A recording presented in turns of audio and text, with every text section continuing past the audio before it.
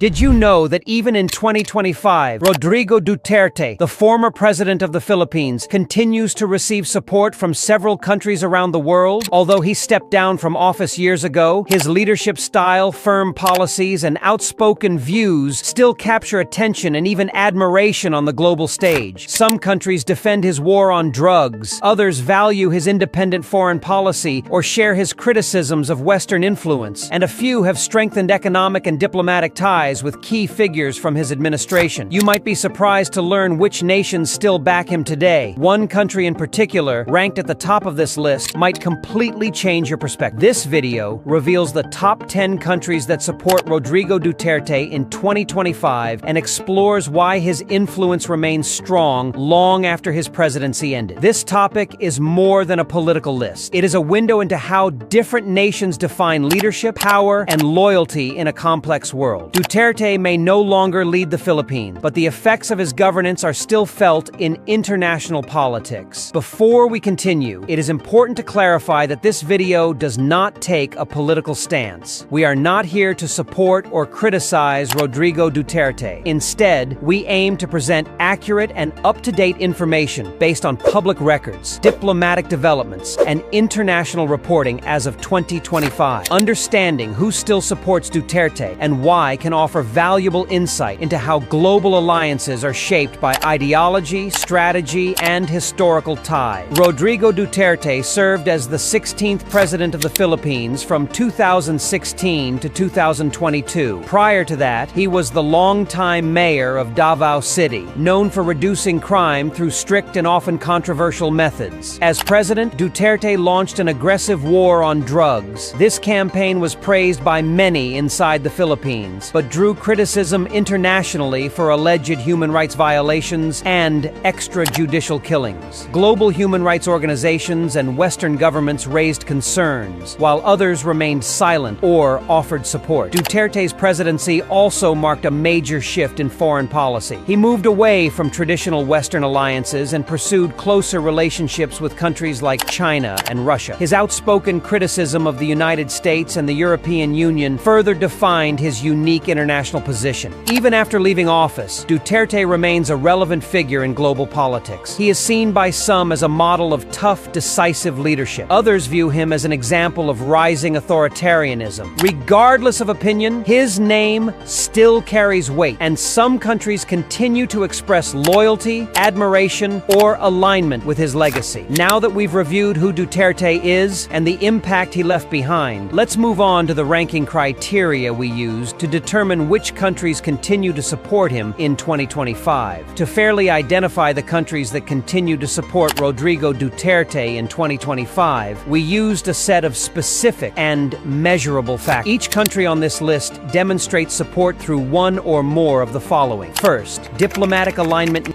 Nations that maintained or deepened ties with the Philippines during Duterte's term, and continued cooperation with allies or initiatives linked to his administration after his presidency. Second, public statements or endorsements. Instances where government leaders, political parties, or state media expressed approval of Duterte's leadership or echoed his policy. Third, shared political value, particularly among countries with similar approaches to law enforcement, foreign policy, or governance that mirror Duterte's priorities. Fourth, economic or military partnerships, where ongoing agreements, joint ventures, or bilateral cooperation were strengthened during or after his term. Lastly, we considered voting patterns in international bodies, such as the United Nations, where nations either defended the Philippines' domestic policies under Duterte or opposed resolutions critical of his administration. By analyzing these 5 areas, we identified the countries that demonstrate clear and consistent support for Duterte's leadership legacy in 2025. Now let's begin the countdown with number 10. Number 10 on our list is Nicaragua, a country that shares Duterte's defiance of Western political pressure. Under President Daniel Ortega, Nicaragua has consistently opposed U.S.-led criticisms at global institutions like the United Nations. During Duterte's administration, Nicaragua voted alongside the Philippines in key international sessions, defending national sovereignty over external intervention. While the two nations nations aren't deeply connected economically. Their shared ideology, prioritizing domestic control over global expectations, puts Nicaragua on this list in 2025 as a symbolic ally of Duterte's legacy. At number 9 is Turkey, where President Erdogan's leadership continues to mirror some of Duterte's methods. Both leaders emphasized law and order governance, national pride, and resisting foreign interference, although not loudly vocal in support. Turkey has consistently avoided criticism of Duterte's human rights record and drug war. In 2025, Ankara still fosters quiet diplomatic relations with Duterte-aligned figures and maintains its admiration for strongman governance, earning it a place on this list. Number 8 goes to Pakistan, a nation that has long emphasized internal security, counterterrorism, and conservative governance. Throughout Duterte's term, Pakistan expressed support for his war on drugs and firm law enforcement, seeing parallels with its own internal challenges. While not widely publicized, diplomatic gestures and shared rhetoric at regional forums during his presidency showed a quiet respect that persists in 2025 through regional dialogues and policy alignment. Taking 7th place is Hungary, a country whose political direction under Prime Minister Viktor Orban closely mirrors Rodrigo Duterte's leadership style. Both leaders are known for challenging Western liberal norms and prioritizing national sovereignty over international pressure. While they may not share deep economic ties, Hungary consistently avoided publicly criticizing Duterte's war on drugs, setting it apart from other European nations. By 2025, Hungarian media occasionally referenced Duterte's governance as a model that values cultural identity, border control, and firm leadership. This quiet ideological alignment continues to shape Hungary's sympathetic stance toward Duterte's legacy. At number 6 is Saudi Arabia. Saudi Arabia is a long-standing economic and labor partner of the Philippines during and after Duterte's presidency. The kingdom refrained from criticizing Duterte's domestic policies, focusing instead on his efforts to protect the welfare of millions of overseas Filipino workers. His administration prioritized worker safety and repatriation, which earned quiet praise from Saudi officials. In 2025, that goodwill still carries weight. Several Filipino political figures aligned with Duterte continue to maintain strong diplomatic engagement with Saudi Arabia, reflecting a relationship built on mutual respect and shared labor interests. The kingdom also continues to support labor reforms first introduced under Duterte's administration. This enduring collaboration reinforces the trust built during his time in office. Number 5 on our list is Indonesia, a neighboring country with similar strategies in handling drug-related crimes and national discipline. Indonesia's history of enforcing the death penalty for drug offenses shaped its understanding of Duterte's war on drugs. Rather than condemn it, Indonesia signaled support through ASEAN's cooperative frameworks, stressing regional sovereignty and law enforcement. By 2025, this bond remains intact. Quiet diplomacy and continued coordination on border security and crime prevention reflect Indonesia's ongoing respect for Duterte's firm governance style. Indonesian analysts still cite Duterte's policies as examples of decisive leadership in Southeast Asia. This shared approach to discipline and order has strengthened mutual trust over the years. At number 4 is the United Arab Emirates. The UAE welcomed Duterte's firm stance on protecting migrant workers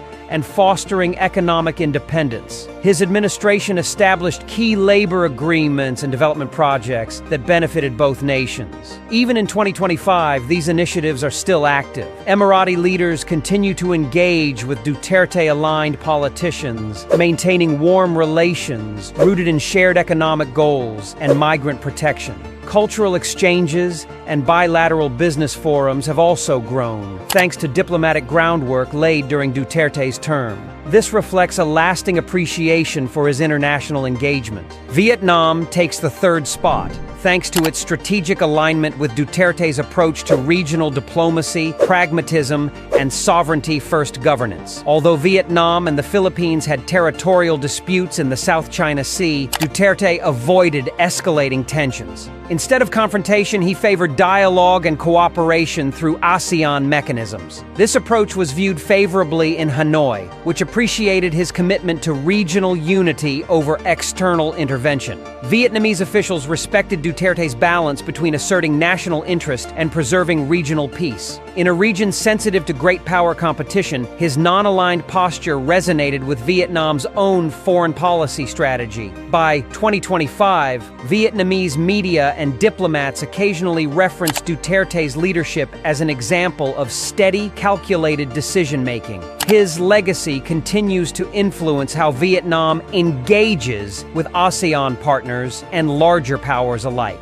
Russia is holding the second spot, one of the few global powers with which Duterte built a deeply ideological and strategic connection. From the start of his presidency, Duterte made clear his admiration for Russian President Vladimir Putin, often calling him a model of strong leadership. This mutual respect translated into deeper defense cooperation, including visits, arms deals, and training exchanges between Russian and Filipino forces. What made the Duterte-Russia connection unique was their shared defiance of Western criticism, particularly regarding internal policies and human rights. Both countries often rejected what they considered Western hypocrisy and instead emphasized sovereignty and state control. In 2025, Russian state media continues to highlight Duterte as a global example of bold, independent governance. Russian diplomats maintain warm ties with several Philippine political figures associated with Duterte, reinforcing a partnership grounded in shared views on power, order,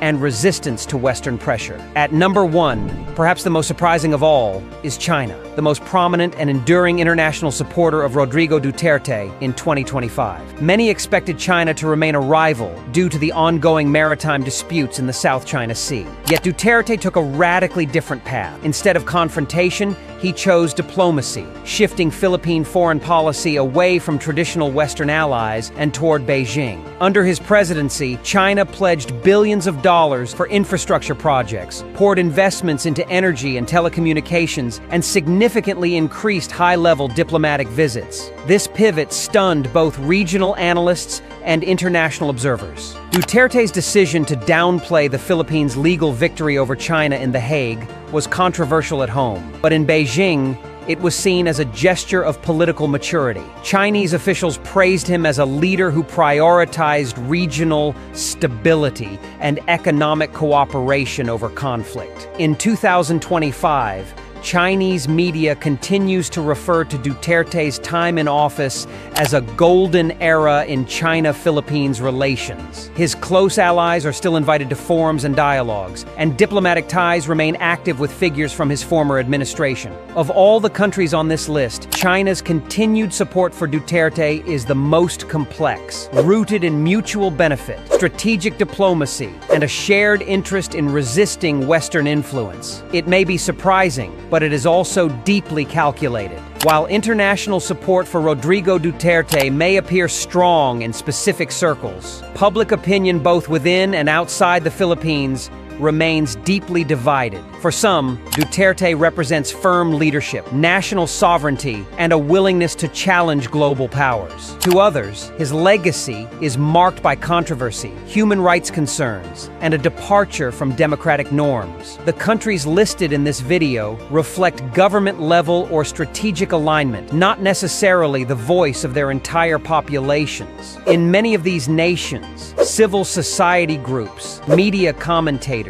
and even opposition politicians continue to raise concerns about Duterte's policies. This contrast highlights the complex way power and influence operate across borders. Admiration from foreign governments does not always mirror the views of everyday people. Looking at this list, one thing becomes clear. Rodrigo Duterte's influence did not end when he left office. His leadership style, foreign policy decisions, and unapologetic rhetoric continue to resonate with certain governments and political actors across the world. From regional neighbors like Vietnam and Indonesia to global players like China and Russia, Duterte has left behind more than just a domestic legacy. He's become a symbol of a certain kind of political identity. Whether one sees him as a bold reformer or a controversial strongman, his global imprint remains. This continued support in 2025 says as much about the international political climate as it does about Duterte himself. If this video challenged your perspective